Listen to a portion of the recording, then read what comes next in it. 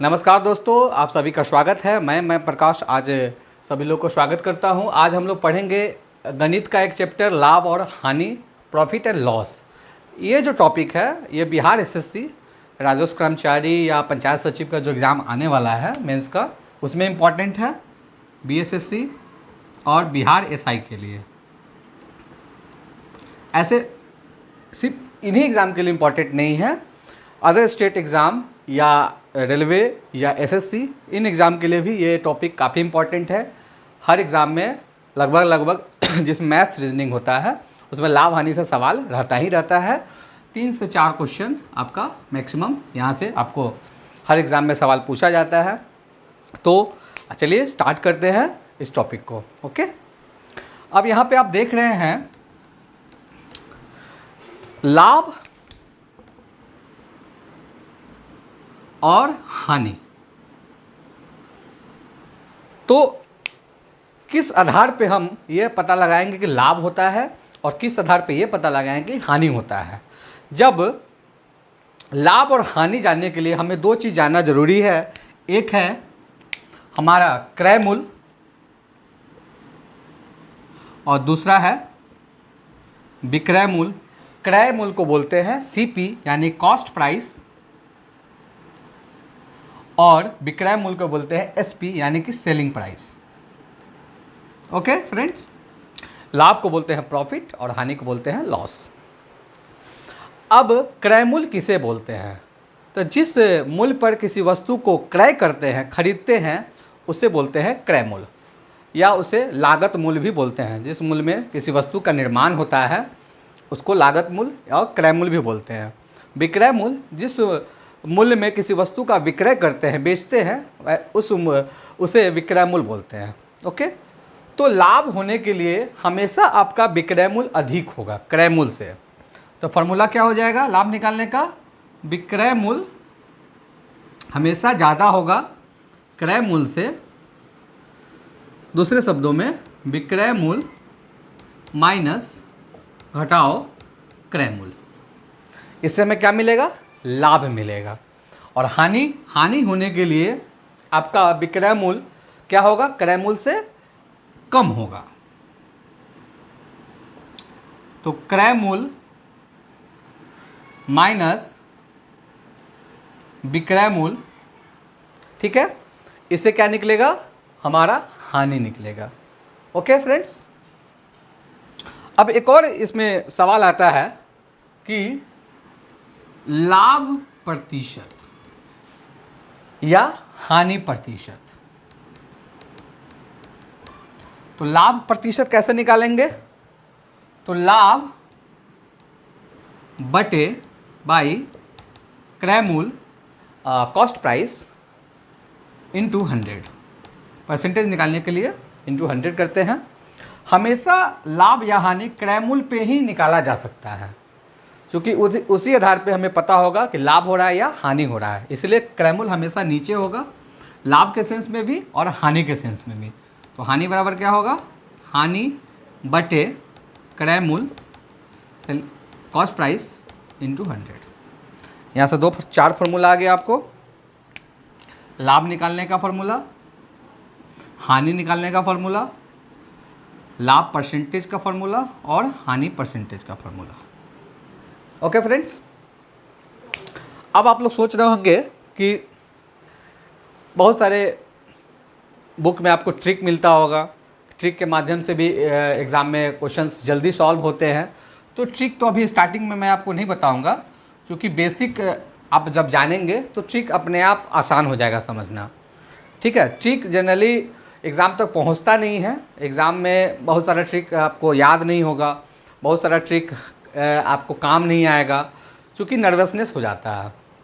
तो इससे बेहतर है कि आप बेसिक को पहले अच्छे से समझें, जानें, उसके बाद हम ट्रिक पे भी चलेंगे। ट्रिक पे भी सवाल आपको बना के दिखाएंगे, काफ़ी आसानी से आप लोग सीख जाएंगे ट्रिक को। लेकिन आपको काम हमेशा ये बेसिक जो नॉलेज है लाभ हानि से जुड़ा हुआ, वो आपको एग्ज़ाम में ज़्यादा काम आएगा। ऐसे आप निश्चिंत रहिए कि ट्रिक भी बताया जाएगा, डोंट वरी। ओके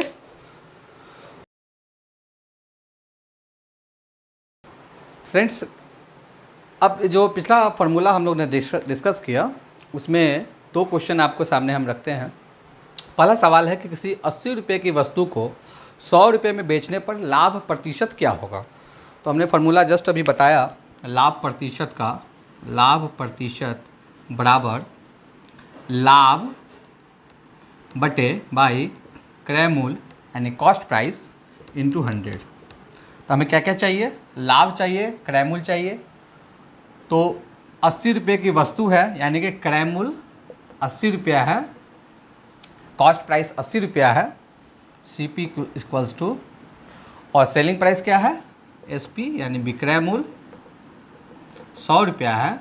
तो लाभ क्या होगा, लाभ का फॉर्मूला से लाभ निकालेंगे, लाभ इक्वल्स टू विक्रय मूल्य यानी कि SP माइनस CP 20 रुपया। अब इस फॉर्मूला पे डाल देंगे इसको, लाभ बटे क्रय मूल्य इंटू 100 इक्वल्स टू 25%। कितना परसेंट लाभ हुआ, 25% की लाभ हुआ। ओके, नेक्स्ट क्वेश्चन है, 500 रुपये की वस्तु को 5% हानि पर बेचा जाता है, तो वस्तु का विक्रय मूल्य क्या होगा। ओके, ये कैसे निकलेगा,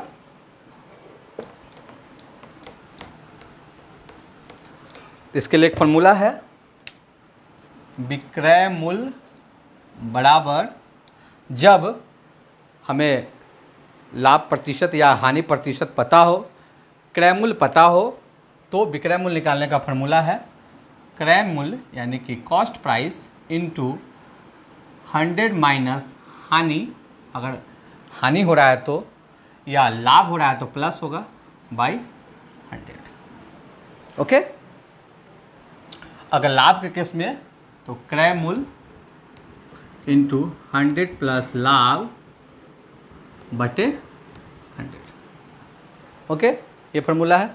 अब इसी फार्मूला पे इस क्वेश्चन को बनाएंगे। क्या होगा, क्रय मूल्य के स्थान पे 500, क्रय मूल्य कितना है, चूँकि 500 रुपये की वस्तु है यानी कि वस्तु का क्रय मूल्य 500 रुपया है, गुने 100 माइनस, चूँकि हानि हो रहा है तो माइनस होगा, -5 बाई 100, 95 बाई 100, 100 00 से 00 कट गया, कितना हो जाएगा, 5 5 जा 25, 50 25, 9 बचे 45, अदू 47, 475 रुपया। तो वस्तु का विक्रय मूल्य कितना होगा, 475 रुपया हुआ। कैसे पता चला कि हानि हुआ है, तो क्रय मूल्य से कम मूल्य में हम विक्रय कर दिए हैं, बेच दिए हैं, यानी कि हमारा जो कॉस्ट प्राइस है वो 500 है और सेलिंग प्राइस जो है वो 475 है। यहाँ स्पष्ट है कि उसको हानि हुआ। अगर यहाँ हानि पूछेगा कितने रुपये की हानि हुई, तो हानि इक्वल्स टू CP यानी cost price minus selling price 475 यानी कि 25 रुपये की क्या हुई, उसको हानि हुई। ओके, तो आगे इसी पर हम लोग सवाल बनाएंगे। 2 सवाल आपको हम देते हैं, आप उसको कमेंट सेक्शन में ज़रूर बताइएगा कि उसका आंसर क्या होगा। ओके,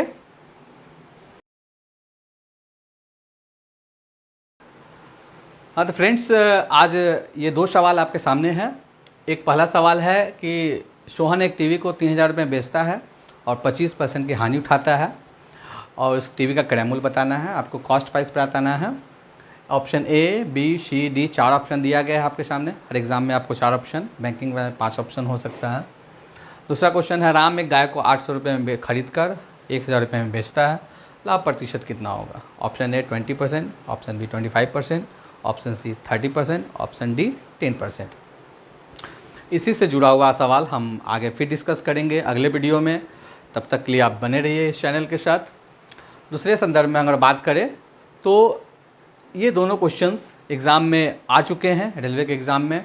इसी तरह का क्वेश्चंस आपको हर एक एग्ज़ाम में देखने को मिलेगा, और आगे हम और भी सारा क्वेश्चन डिस्कस करेंगे नेक्स्ट वीडियो में।